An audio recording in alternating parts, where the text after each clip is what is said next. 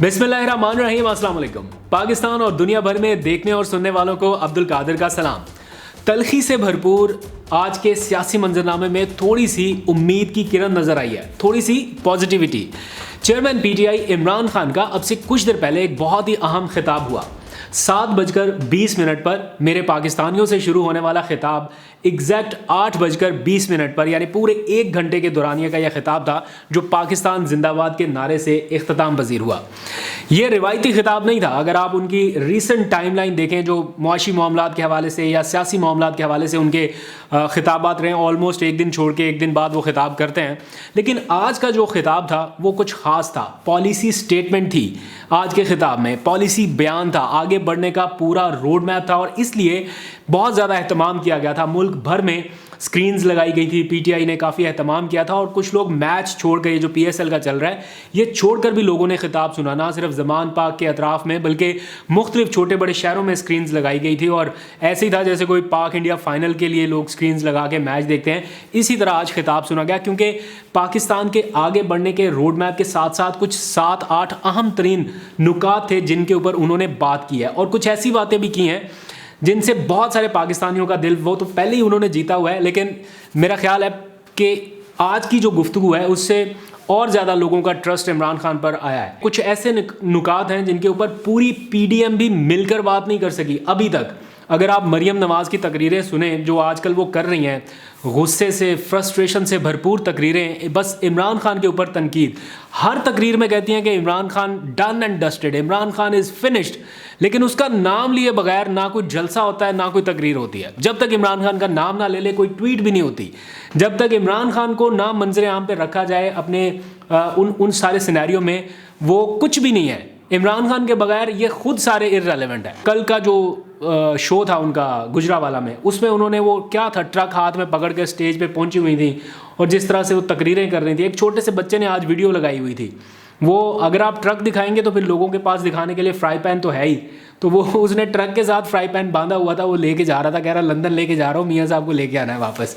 तो इस तरह की सिचुएशन है। खैर, coming back to the main point, Imran Khan ने वादे के मुताबिक आज से पार्टी की इंतखाबी मुहिम लॉन्च कर दी है और अगले हफ्ते से पहला इंतखाबी जलसा वो करने जा रहे हैं और उसकी तैयारियां भी बैक एंड पे तो ऑलरेडी चल रही हैं, कुछ और तैयारियां भी हैं, उसके बारे में मैं आपको नेक्स्ट व्लॉग में अपडेट कर दूंगा। और इसी हफ्ते उन्होंने उम्मीदवारों को टिकट्स देने का वादा भी किया है कि इसी हफ्ते सब कुछ निपटा दिया जाएगा। और साथ ही एक जो पॉजिटिव स्टेप है वो पार्टी की काली भेड़ों के खिलाफ एक्शन का ऐलान भी किया है। यानी जो लोग आते हैं कि उसको टिकट दे दिया, हमें नहीं दिया, वो कैंप लगा के बैठ जाते हैं। मुझे बहुत अच्छे से याद है, वो एक बंदा था अहमद हसन डेढ़, उसने कैंप लगाया इमरान खान के घर के बाहर बनी गाला में कि आपने उस बंदे को टिकट दे दिया, मेरे साथ नाइंसाफ़ी हो गई।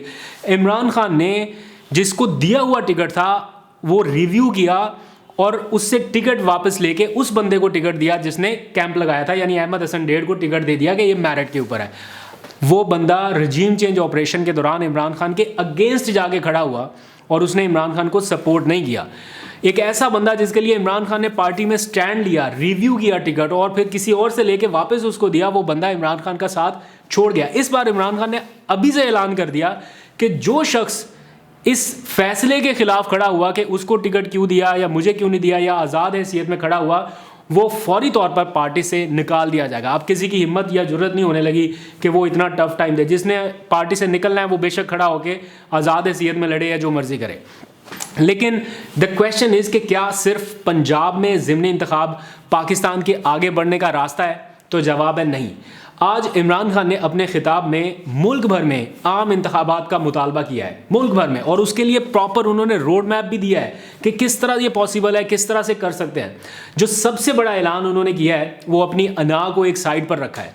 अपनी अना को एक साइड पर रखते हुए पाकिस्तान की खातिर सबसे बात करने और सबसे समझौता करने के लिए उन्होंने रजामंदी जाहिर किया। कहा है कि मैं तैयार हूं सबसे बात करने के लिए, अपनी ज़ात के लिए नहीं, पाकिस्तान के लिए सबसे बात करने और समझौता करने के लिए तैयार हूं।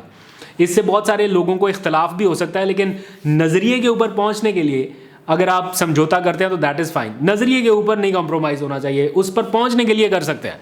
और इससे भी बढ़कर उन्होंने अपने कत्ल के जिम्मेदारों को माफ़ करके आगे बढ़ने का ऐलान किया है। उन्होंने कहा कि मैं जानता हूं कि कौन कौन लोग शामिल थे, लेकिन स्टिल सबको माफ़ करके आगे बढ़ना चाहता हूं। मैं अक्सर अपने व्लॉग्स में आपसे जब बातचीत करता हूं दिल की, तो मैं कहता हूं कि कोई तो एक कदम पीछे हटे, कोई तो इस मुल्क का सोचे कि एक कदम पीछे हटे। इमरान खान ने इस मुल्क का सोचते हुए 2 कदम पीछे हटने का फैसला किया, और अभी टेलीविजन स्क्रीन्स पर तज्जिया निगार, तबसरा निगार सब के सब अप्रिशिएट कर रहे हैं। बस कुछ लोग सियासी पॉइंट स्कोरिंग के लिए आएंगे और कहेंगे कि देखें इसकी अकड़ हमने तोड़ दी, इसकी अना को हमने ख़त्म कर दिया।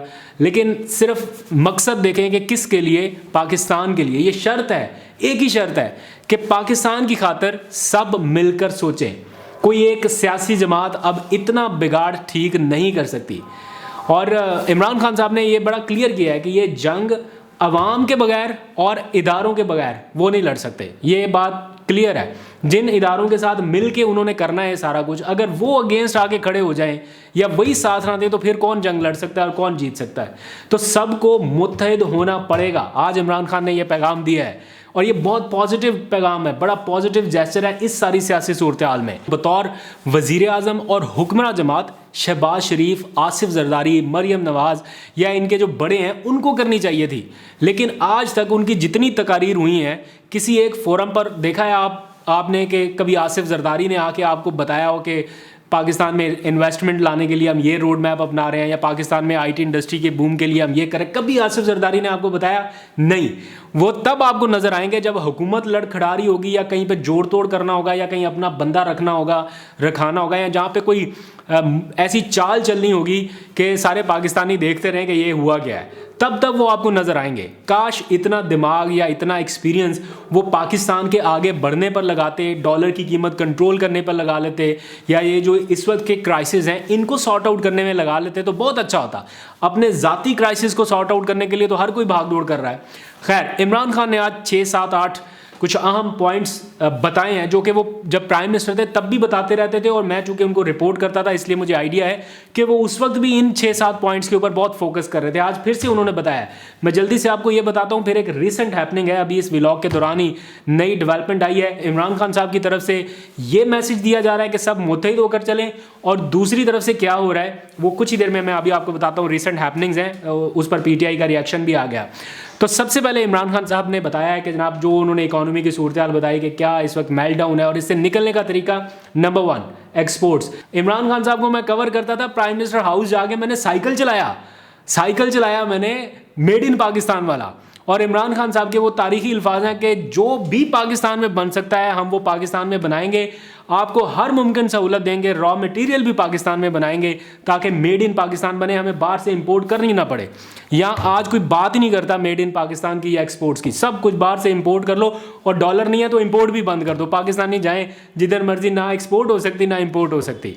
खैर, दूसरा टूरिज्म इतना आपका गिलगित बल्तिस्तान का सेक्टर आपने देखा, अल्लाह की कसम खा के कह रहा हूँ, गिलगित बल्तिस्तान का मिनिस्टर, इत्तलात का मिनिस्टर अब से कुछ देर पहले मेरे साथ था, मैं वो वीडियो कल पोस्ट करूंगा। वो कह रहा है कि हमारे सूबे के पास गंदम खरीदने के पैसे नहीं है, इस हुकूमत ने सारा बजट रोक दिया। अब भी मेरे साथ थोड़ी देर पहले बैठा था, कह रहा है कि पैसे खत्म हो गए गिलगित बल्तिस्तान के पास, हमारा सारा फंड, हमारा सारा बजट मुंजमद कर दिया, आधे से ज़्यादा मुंजमद कर दिया, और नागुज़ीर सूरत हाल गिलगित बल्तिस्तान में पैदा हो सकती है। और उन्होंने कहा कि वो अपने सूबाई वुज़रा के साथ पार्लियामेंट हाउस के सामने आके एहतजाज करने के लिए तैयार हैं, और डी चौक में एहतजाज करेंगे, और अपनी काबीना का इजलास डी चौक में बुलाएंगे। ये सूरत हाल है गिलगित बल्तिस्तान की, जहाँ पर टूरिज्म से हम 20-20 अरब डॉलर कमा सकते थे, तुर्की और मलेशिया कमा सकता है, हम नहीं कमा रहे।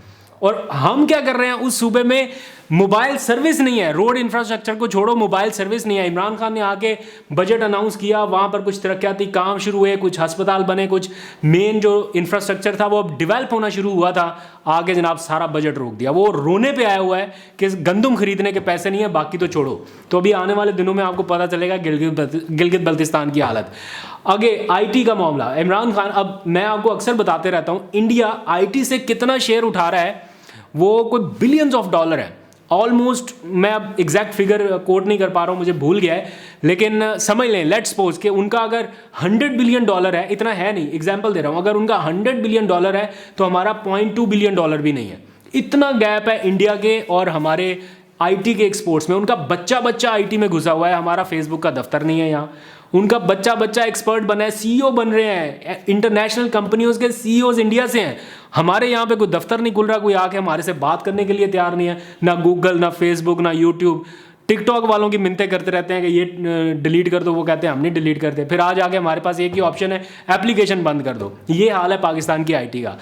आगे टैक्स का मामला, इमरान खान ने बताया है मुल्क में आगे बढ़ना है, टैक्स इकट्ठा करना पड़ेगा। मुल्क की तारीख का सबसे ज़्यादा टैक्स भी हमने इमरान खान के दौर में इकट्ठा किया, लेकिन बदकिस्मती ये है कि जितना टैक्स हम इकट्ठा करते हैं उसका आधे से ज़्यादा कर्जों की किस्तें अदा करने में चला जाता है। जो इकट्ठा होता है बजट, उससे आवाम का पेट कैसे पालें, ये सूरत हाल है।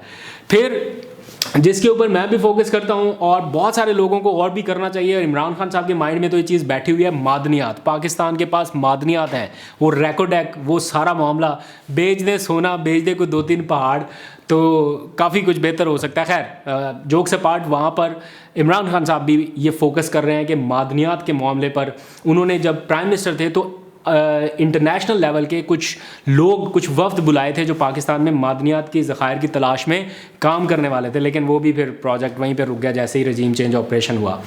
अब इतना सारा कुछ तो उन्होंने बता दिया। $1 मिलियन क्वेश्चन ये है कि क्या PDM आम इंतखाबात के लिए इमरान खान के इस रोड मैप को कबूल करेगी? क्या वो ये सब संजीदगी से लेने के लिए तैयार है कि अगर इमरान खान 1-2 कदम पीछे हटे हैं तो हम भी 1-2 कदम पीछे हट जाएं? अगर आप आम इंतखाबात की तारीख का ऐलान करते हैं तो मेरा ख्याल है इमरान खान भी पीछे हट जाएंगे कि 30 अप्रैल को इलेक्शन कराएं। अगर जून जुलाई तक के वक्त में आते हैं तो इमरान खान इस ऑफ़र को कबूल कर सकते हैं, लेकिन अब देखना है कि PDM की तरफ से क्या ऑप्शन आती है। मौलाना साहब ने सबको आगे लगाया है, वो कहते हैं बिल्कुल नहीं, कोई इलेक्शन नहीं, उनको डर पड़ा हुआ है। वो मेरा ख्याल है उनको जावेद चौधरी जैसे साफ़ी डरा देते कि इमरान खान आ गया तो सरेआम फांसियाँ हैं, इसके बाद क़यामत है और कुछ नहीं है, तो इसलिए वो फिर कहते हैं कि नहीं नहीं नहीं नहीं, कोई इलेक्शन नहीं। तो इस सारी सूरत हाल में जो एक और बड़ी खबर अभी थोड़ी देर पहले आई, वो है चेयरमैन नैब की तकर्री के हवाले से। एक तरफ इमरान खान कंसेंसस डेवलप करने की कोशिश कर रहे हैं, दूसरी तरफ हुकूमत ने बगैर पूछे बगैर मुशावरत के लेफ्टिनेंट जनरल रिटायर्ड नज़ीर अहमद को चेयरमैन नैब तैनात कर दिया है। अब जो बताया गया है प्राइम मिनिस्टर ऑफिस की तरफ से या हुकूमती लोगों की तरफ से, वो ये कि अपोजिशन लीडर से मुशावरत के बाद किया गया है। अपोजिशन लीडर कौन है? राजा रियाज साहब। उनसे मुशावरत का क्या तरीकाकार और किस हद तक होती है आपको बहुत अच्छे से पता है। जब सारे इस्तीफे PTI के मुअत्तल हो गए तो इसका मतलब है PTI ऐवान में मौजूद है और वो सबसे बड़ी अक्सरियती जमात है। अपोजिशन लीडर के लिए शाह महमूद कुरैशी का नाम वो नामजद कर चुके हैं, तो टेक्निकली कानूनी ये होना चाहिए था कि शहबाज शरीफ को शाह महमूद कुरैशी से मुशावरत के बाद नया चेयरमैन नैब तैनात करना चाहिए था। PTI ने इसके ऊपर अपना रिएक्शन दिया है और उन्होंने नए चेयरमैन नैब की तैनाती को मुस्तरद कर दिया है। तो जहाँ पर इमरान खान ने लचक का मुजाहरा दिखाया है, साथ ही एक और नया डेडलॉक आ गया। अब देखते हैं इसके ऊपर कैसे रिस्पॉन्ड करते हैं, लेकिन आप सबसे भी गुजारिश है कि थोड़ी सी तलखियाँ कम करके पाकिस्तान को आगे बढ़ने के लिए अपना ज़ाती इनफरादी किरदार ज़रूर अदा करें। पाकिस्तान को बहुत ज़रूरत है आप लोगों के इनफरादी किरदार की। अपना बहुत सा ख्याल रखिए। आज तक के लिए इतना ही। अल्लाह हाफ़िज़।